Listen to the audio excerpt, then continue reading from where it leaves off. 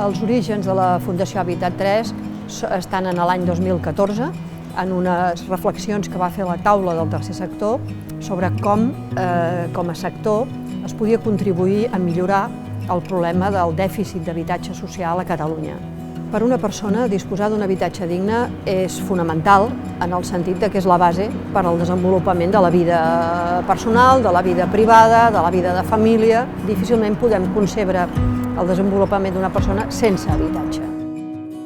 Per mi un habitatge digne és aquell que garanteixi una estabilitat, una seguretat a la persona i d'alguna manera que puguin portar a terme les activitats de la vida diària i els hi proporcioni una qualitat de vida. La meva feina consisteix en donar un suport puntual, setmanal, a persones que viuen aquí a Sant Eloi, són un col·lectiu concret, en aquest cas són persones que tenen un trastorn mental greu, però que porten una vida totalment normalitzada. La asociación AREP para mí es mi familia, porque me han atendido en cada momento, siento que tengo apoyo, tengo a quien acudir. Nosaltres el que intentem aportar crec que és seguretat, és una relació de confiança. Sense aquesta relació, aquest vincle, és molt difícil treballar.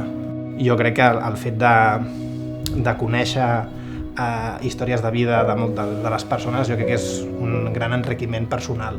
Jo crec que el que em donen a mi és enriquiment personal, admiració, perquè han sigut capaces de sortir-se'n de moltes situacions molt complicades. Realment sí que es podria dir que he desenvolupat o he crescut com a persona dins d'aquest habitatge. Resumint, podria dir que sí, que ara puc plantejar-me una vida i fer plans de futur, quan abans simplement el que feia era anar sobrevisquent.